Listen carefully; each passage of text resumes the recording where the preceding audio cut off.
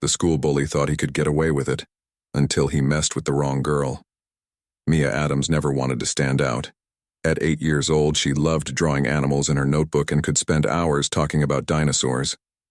But at Westlake Academy, a private school in Scottsdale, Arizona, she wasn't just another kid. She was one of the few black students in a place where most children came from old money and even older mindsets. Most classmates ignored her, but Ethan Carter made sure she never forgot she was different. Ethan was the kind of kid who never heard the word no. His parents had donated an entire wing to the school, so he strutted around like he owned the place. He had everything: a brand new electric scooter, the latest sneakers, even a personal chauffeur. Yet what he seemed to enjoy most was making other kids miserable, and for some reason, Mia was his favorite target. At first, it was small things: stealing her eraser, blocking her path in the hallway, laughing when she got an answer wrong in class. The kind of stuff teachers brushed off as kids being kids. But slowly the cruelty grew sharper. "Why is your hair like that?" he smirked one morning, reaching out to touch Mia's curls before she jerked away. "Looks like a mop." Another time, during a lesson on family trees, he leaned over and whispered, "You don't even look like your parents. Maybe they picked the wrong kid."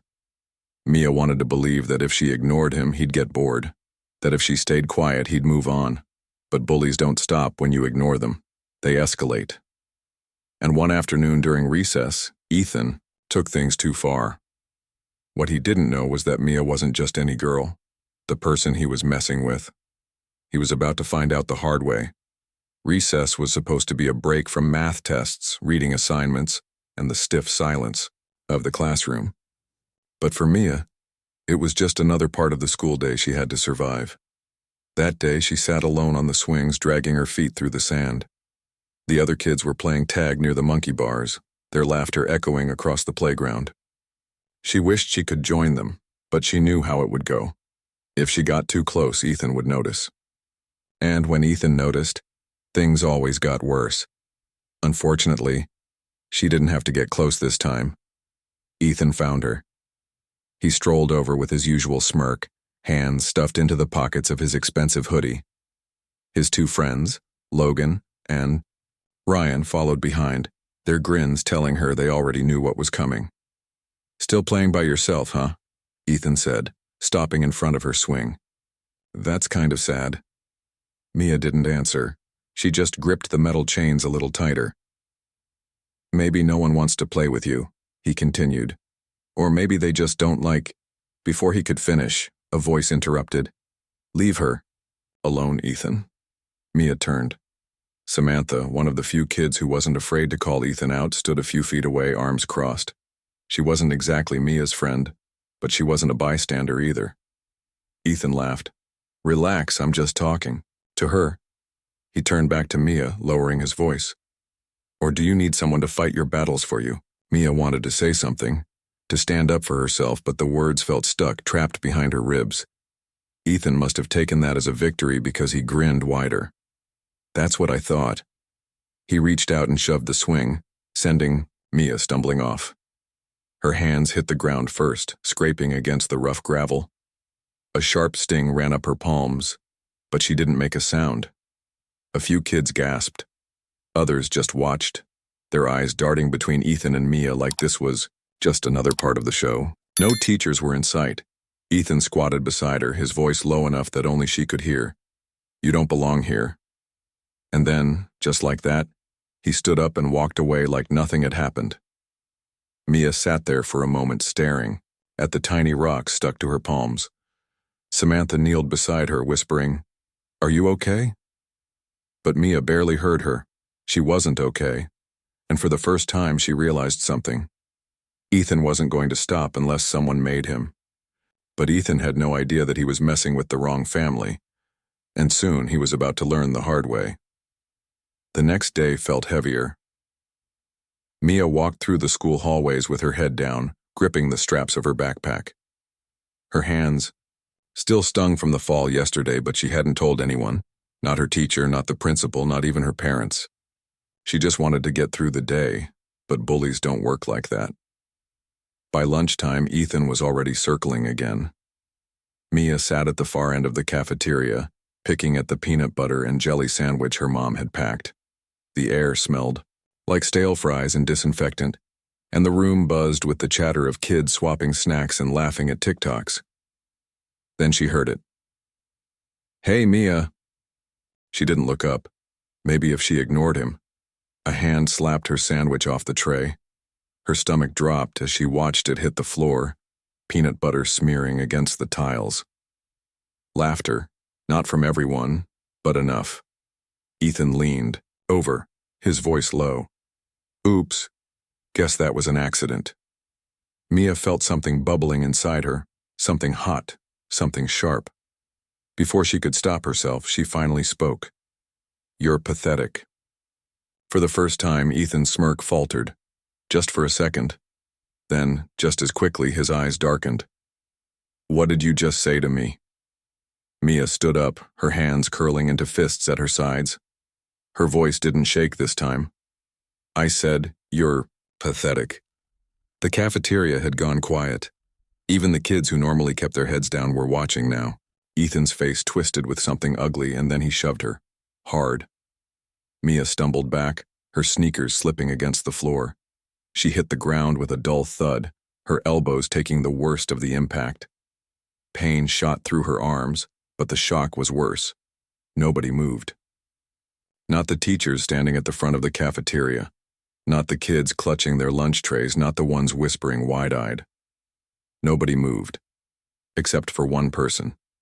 Samantha. She shot up from her seat. "What is wrong with you?"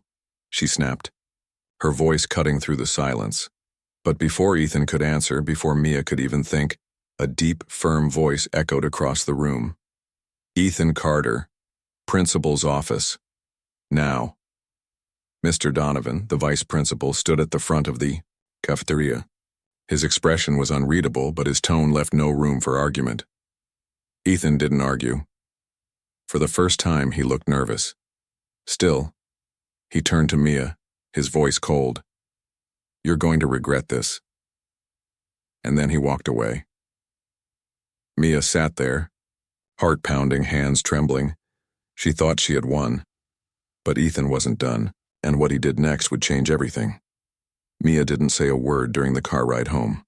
She sat in the back seat, staring out the window as the familiar streets of Paradise Valley blurred past. The desert sun was beginning to set, casting long shadows over the pavement. Normally, she'd be chatting about her day or humming along to the radio.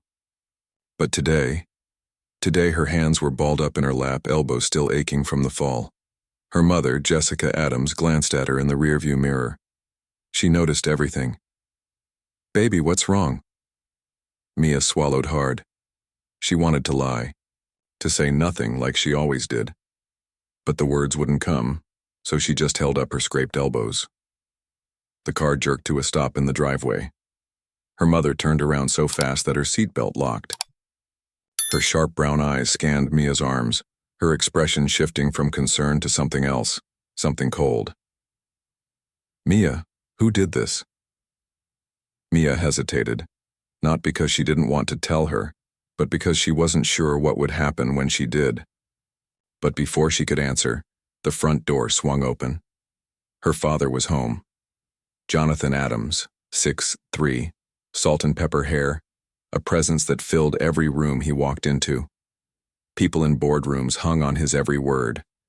Investors, executives, politicians. When he spoke, people listened. And now he was staring at his daughter, taking in the bruises on her elbows, the stiffness in her posture. He didn't ask questions. Not yet.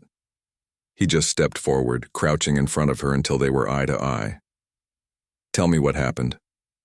And this time, Mia did. She told them everything.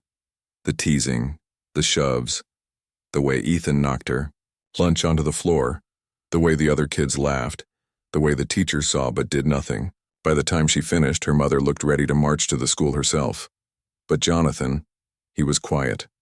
Too quiet. Then finally, he exhaled. And when he spoke, his voice was low, controlled. "I'll handle it." Mia had heard her dad say those words before, when an employee tried to cut corners when a competitor made a dirty move. And every single time, it meant the same thing. Someone was about to learn a lesson. But Ethan and his family had no idea what was coming. The next morning, Westlake Academy was about to get a wake-up call. Jonathan Adams didn't just show up. He arrived with purpose. Dressed in a tailored navy blue suit, he stepped out of ice, his black Escalade like he was walking into a board meeting. Except this wasn't a business deal. This was personal. And he wasn't alone.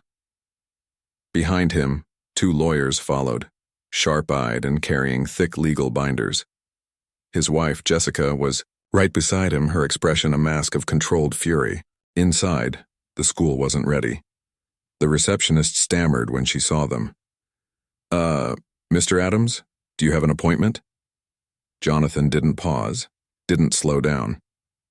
"I'm here to see Principal Reynolds, now." The receptionist picked up the phone, her hands shaking slightly as she whispered something into the receiver. Within seconds, the principal's door swung open. Principal Reynolds was a balding man in his early 60s, the kind of administrator who cared more about donors than students. He forced a smile, adjusting his tie. "Mr. Adams, what a surprise." Jonathan cut him off. "No surprises. You know why I'm here." Principal Reynolds cleared his throat, gesturing toward the chairs in front of his desk. "Please, have a seat. Let's discuss this calmly." Jonathan didn't sit.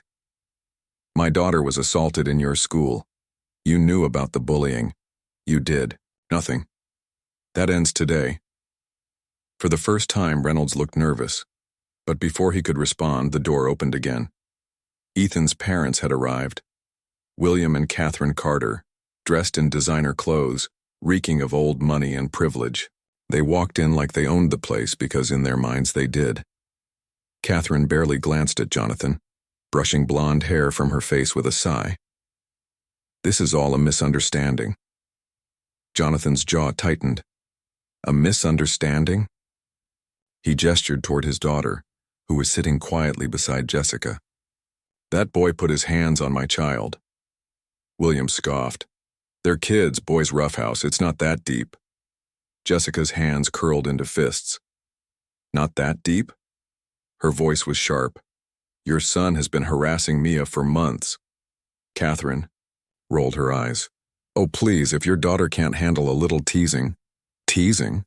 Jonathan's voice dropped and the room went still. For the first time, Catherine looked uneasy. Jonathan stepped forward, his presence commanding the room. "Your son assaulted my daughter. This isn't teasing. This isn't kids being kids. This is a pattern you've ignored, a pattern this school has enabled." Reynolds opened his mouth, scrambling for control. "I assure you, Westlake takes bullying very seriously." Jonathan cut him off again. "Really? Because so far the only thing this school has taken seriously is Ethan's parents' donations." Silence. Reynolds swallowed. "Mr. Adams." Jonathan leaned forward. "Here's what's going to happen. My lawyers have already reviewed Westlake's policies.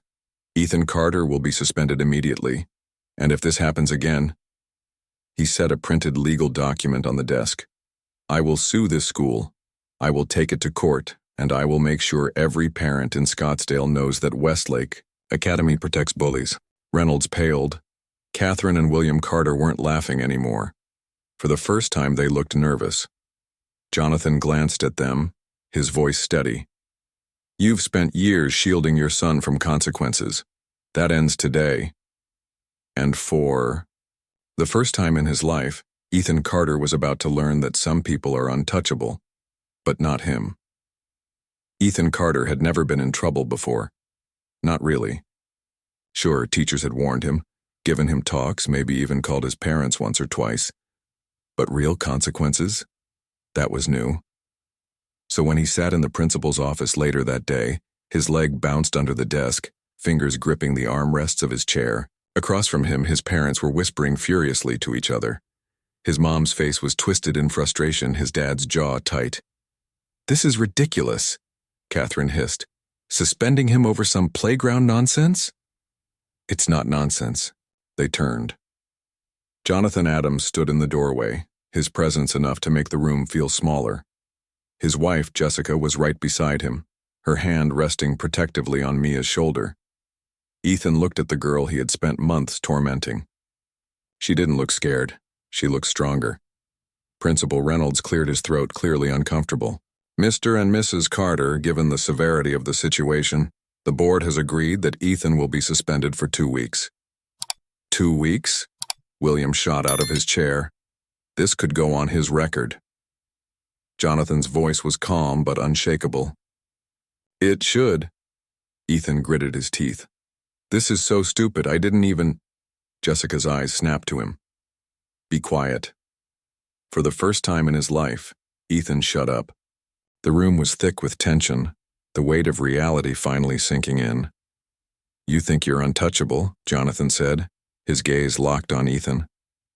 Because of who your parents are. Because people have let you get away with things. But let me make this clear. Your money won't protect you here. Catherine scoffed. You're acting like he committed a crime. They're kids. Jonathan didn't even blink. Kids grow up. And if they don't learn accountability now, they become adults who think they can do whatever they want. That stops today. Ethan swallowed hard. For the first time, he wasn't in control. And then Principal Reynolds dropped the final blow. After Ethan's suspension, he will be required to attend counseling sessions with our school psychologist. If there is another incident, we will move forward with expulsion. Silence. Catherine looked like she wanted to scream. William's face turned red. But Ethan felt something he'd never felt before. A sinking, twisting weight in his chest. Guilt. Not because he got caught, not because of the suspension, but because for the first time he realized Mia hadn't done anything to deserve this. She wasn't weak. She wasn't a joke.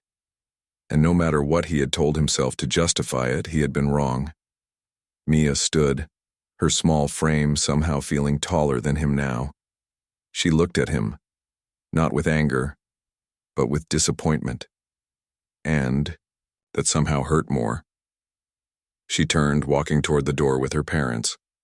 And just before they left, Jonathan looked over his shoulder. Think about the person you want to become, Ethan. Because right now, you're not him. And then they were gone. Ethan sat there staring at the floor, his parents still arguing. For the first time in his life, he didn't feel untouchable. He felt small. But the real question was, would he change? Or would he stay exactly the same? The air felt lighter at home that evening. Mia sat on the couch with a bowl of popcorn, flipping through channels. It wasn't that everything was suddenly perfect. Her elbows still stung, and the memory of Ethan shoving her still lingered in her mind. But for the first time in months, she felt safe. Her dad had kept his promise. He had handled it. And Ethan? Well, he had finally learned that actions have consequences. Jessica sat beside her, gently placing a bandage on her arm. How are you feeling, baby?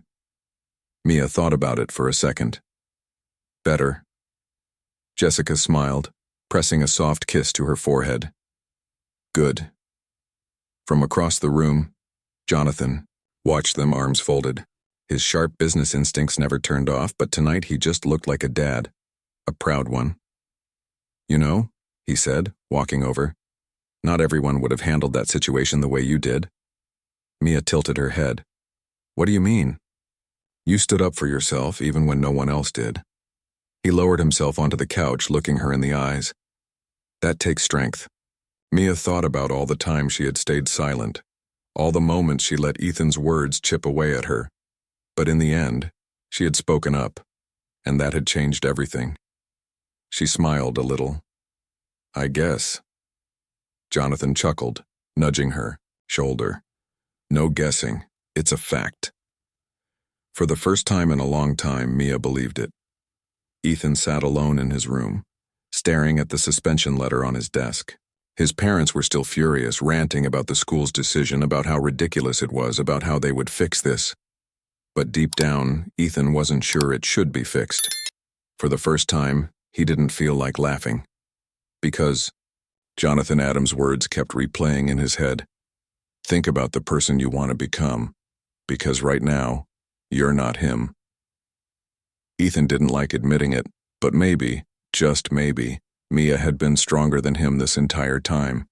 And that made him feel ashamed. Some people go their whole lives avoiding consequences.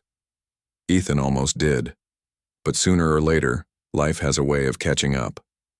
And for Mia, she had learned something too. Silence doesn't protect you. Speaking up does. Bullies win when you shrink yourself, but when you stand tall, they don't seem so big anymore. And sometimes when a bully finally gets what's coming to them, they realize they were the weakest one all along. If you've ever been in a situation like Mia, just know you deserve to be heard. You deserve respect. And no one, no matter how powerful they think they are, has the right to take that from you. And if you're watching this and realizing you've acted like Ethan in the past, it's never too late to be better. What do you think? Should Ethan change? Or will he stay the same? Let me know in the comments.